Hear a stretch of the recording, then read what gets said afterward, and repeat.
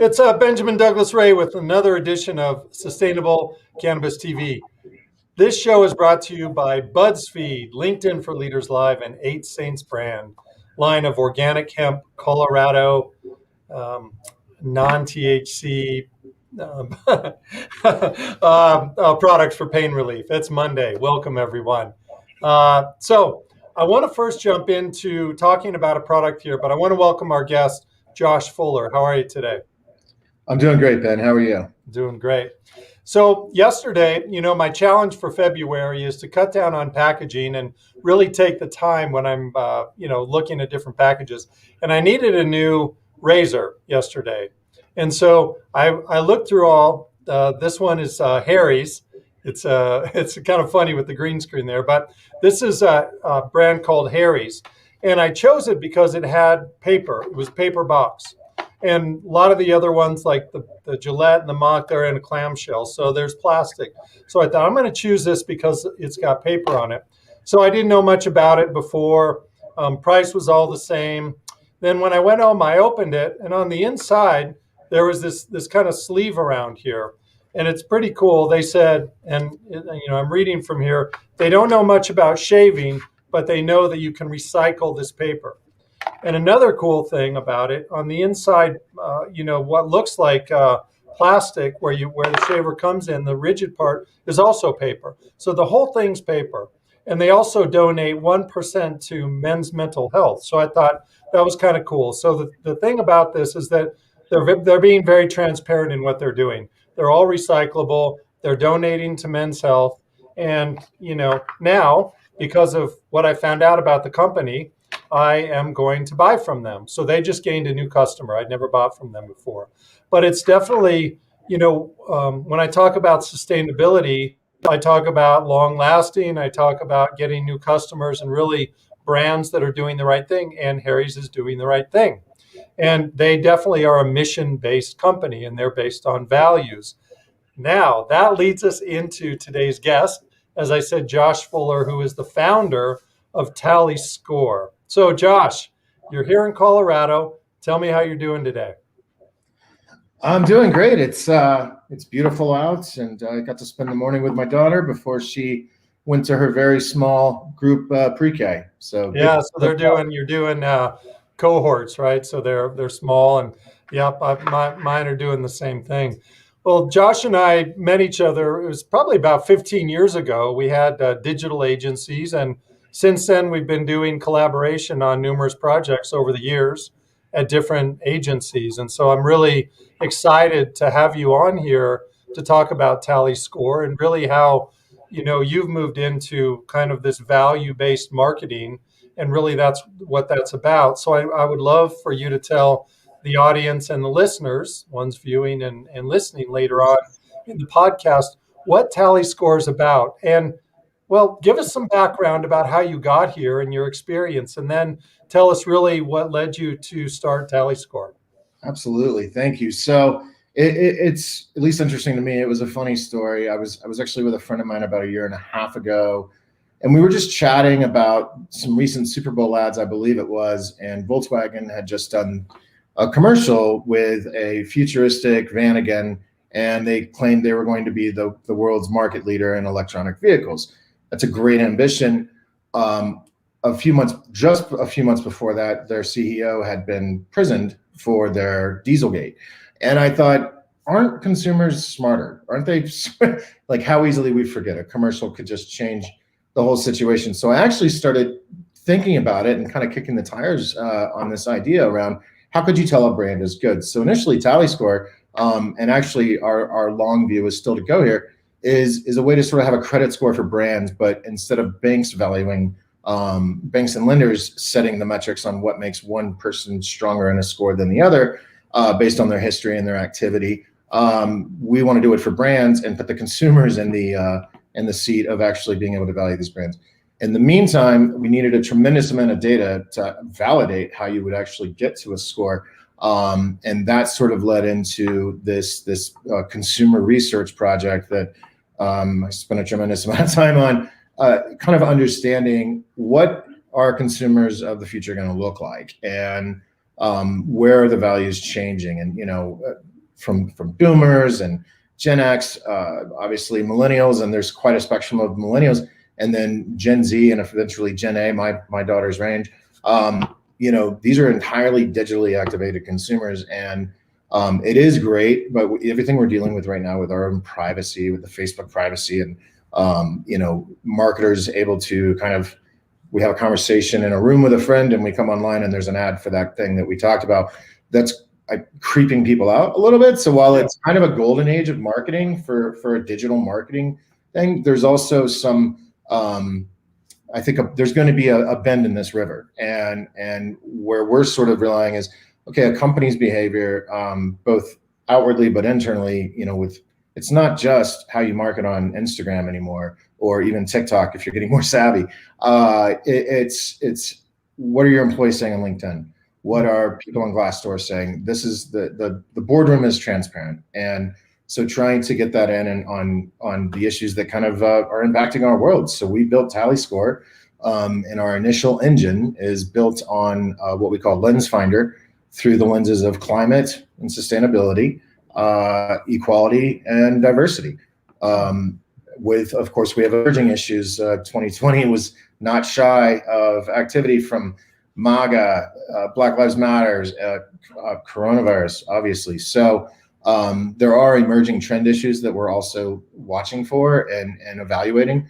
But we try and take these kind of core, global issues that we can all share and have kind of skin in that game. And we basically balance out based on activity through articles and social listening measures, where are brands at any given moment. So while we're aiming at a consumer tool, to be a truthful consumer tool, we feel like we have to have the brands support, and in a sense, we have to actually be meeting a criteria that they would value, as this is useful data to us as a company to understand perception, reputation, reaction, engagement. I'll pause for a moment, but that's, I guess, in just the background of where we started and where we went. And the coolest thing about it is, I think you can see there's been a bit of an evolution of it, and it's kept us very, very fresh, to say the least, to be able to respond to things and sort of account for things in this, again, looking down the line, but building it from today's point of view.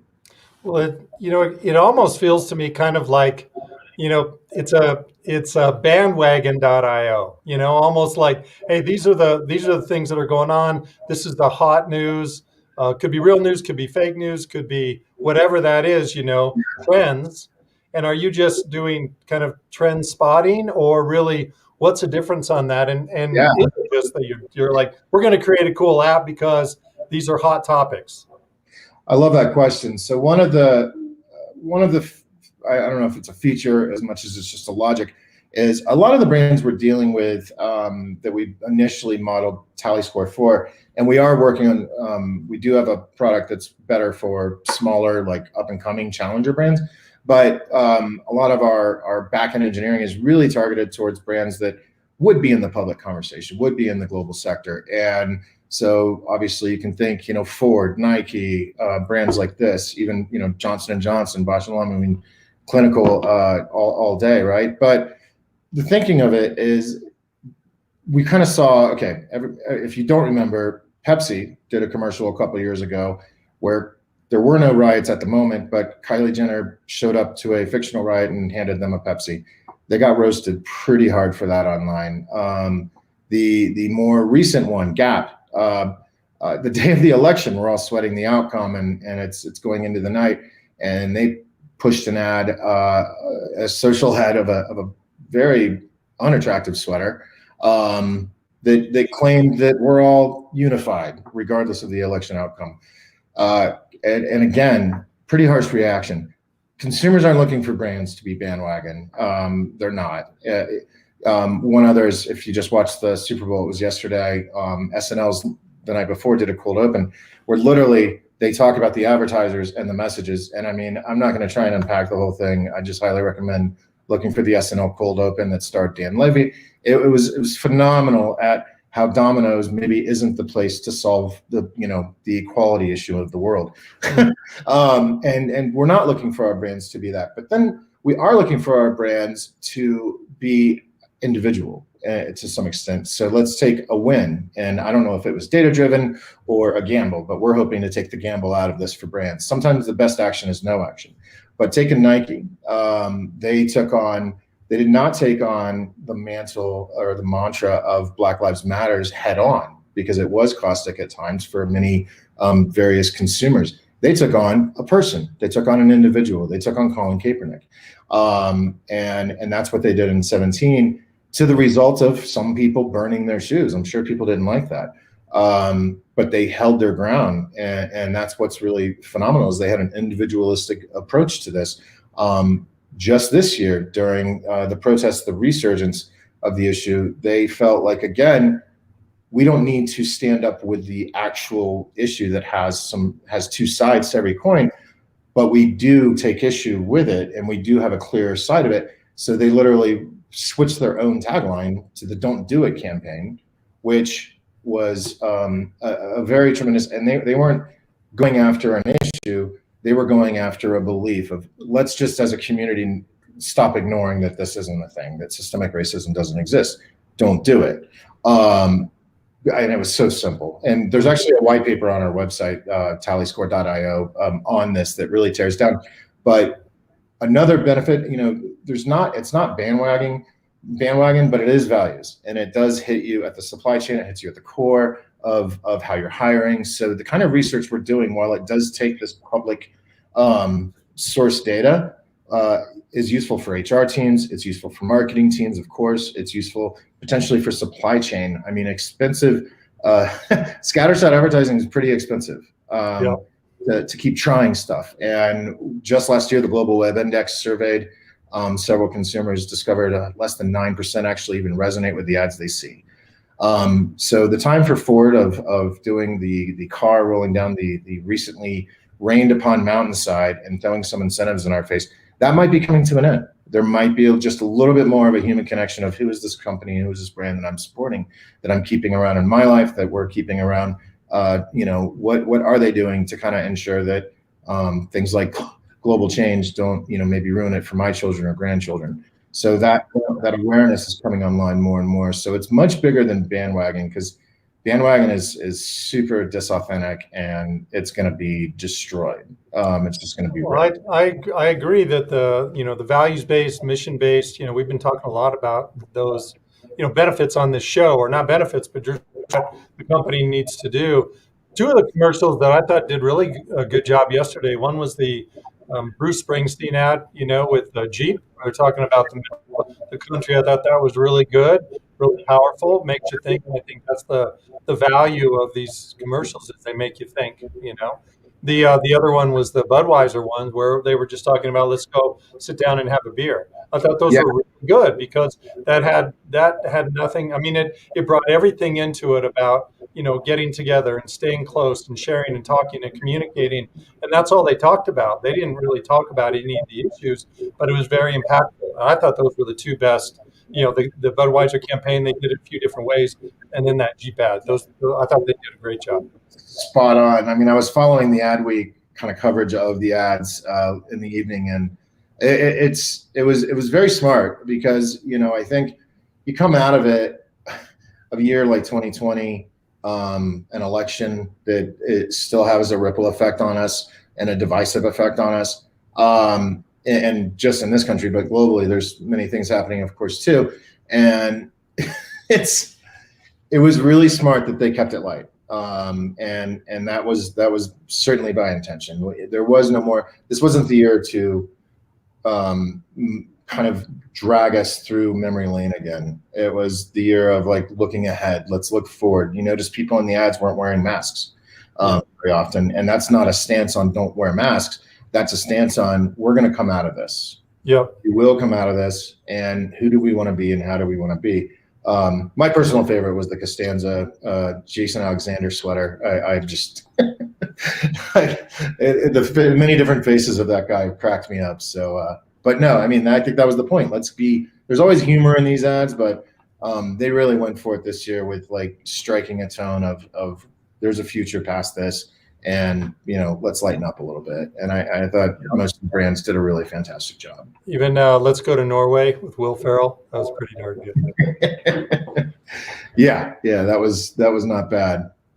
Josh, it looks like my I see that. camera froze up here, but we'll keep going with things here. So let's talk about kind of the future state, really, of brands. And I think our generation and older, we really bought things on status or price, but things are completely changed now, especially with all the generations that you talked about.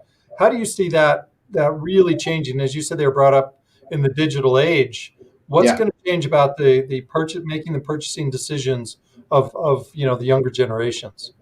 Well, it's an old adage that's grown in popularity the last maybe decade. That's kind of been broken in terms of it's a fallacy that people will pay more for a better company. That is not a guaranteed. Oh, are we still on? Looks like I'm still. It's Okay. just me. I'm just trying to fix. Gotcha. Okay. So anyways, let me regather my thought. The fact that people are going to spend more, that is not true for every generation. Certainly, I think you've got kind of the boomers, and that was a very consumerist era. Whereas now people are wanting to do less is more. Patagonia has introduced a recycle our product. I mean, they're literally supporting a used marketplace of their product on their own .com. They have new, but they actually kind of push you towards used, just to minimize waste. Obviously not every brand can be Patagonia. Again, there's a bandwagon effect. You've got to be who you are going to be as a brand. But consumers are more and more looking for transparency. Action and transparency definitely will beat out messaging. Just some of the research, and it's kind of a never-ending story, but everything from Forbes did an ad or did a piece that basically said retailers that are looking at this will be the survivors in 10 years, that are looking at this issue of connecting with consumers on values, creating LTV out of that instead of the systematic sell, customer service, feedback survey, sell again, and on and on. That may have an expiration, and the idea of looking at brands that are really doing what they're saying. The boardroom, like I said, it is transparent. So anybody that wants to see this type of research, some of it's quoted on our site, but McKinsey & Company, they are looking for truth in their consumption patterns, as that research showed. You've got Harvard Business Review covering it, catching on it. They want consumers feel this arm in arm thing that's happening with brands more and more. We're not going to buy for status the way that admittedly I probably did at stages of my life, because that thing was what I idolized growing up. So I wanted to have it when I could afford it. That mentality started to change. Companies like Amazon, they're obviously not hurting right now, and I don't think they will. I think their convenience model is so mind-blowingly savvy. It's so good. I have 5 boxes, sometimes a day, usually in a week though, show up, and I mean that would be a cool business right there, is just tackling the recycling of all that cardboard. The repurposing, but I don't want to digress. But yeah, so I think what we've seen and what we're watching for, and there is somewhat of a being ready, looking down the river, where's the bend. There will be a time where car shopping is going to be much more digitally available. Emissions are going to be, every car has got an E-plan at this moment. I mean, the Will Ferrell commercial you mentioned last night is completely on that. That car was cool. I hadn't actually seen that. It was very interesting. Yeah. So I've got a question here from Brent, which I'm going to read. So how long will it be before we see cannabis in commercials as you see alcohol? Well, that's a little outside of my wheelhouse, but I live in Colorado. We voted it legal. I think we were the first. So I don't know when, but I think if it came to a vote, that would be a yes for me. we're starting to see that it's very difficult for cannabis companies to promote. We did see some billboards that came up that were kind of like responsible. We've got sponsorships, that are on the highways and things like that. But until it becomes federally legal, I doubt we're really going to see them unless they're more kind of lifestyle ones that don't mention anything about it, maybe sponsored by, but the real growth is going to be in mediums like this. Companies are going to start taking to areas like this where they can actually engage with their Yeah. customers through live video, through LinkedIn on the channels that you can do it, not like Facebook or not like Instagram, but on LinkedIn and on other properties. There's one called Social Club TV that it's all cannabis shows, and there are a lot of ads in there. So it is starting to happen, but Well, I think until we see that, it's going to be tough. one interesting thought to Brent's question that's kind of did occur is, if there is a win, I think it's more like what would need to happen would be like a way I would think about that. And I think, cigarette commercials were taken off the air. I can't remember when, but definitely in the 80s. Yeah. Because of the visual, right? And smoking anything, whether I don't think the airways are going to care whether it's nicotine or tobacco or marijuana. I think the real shift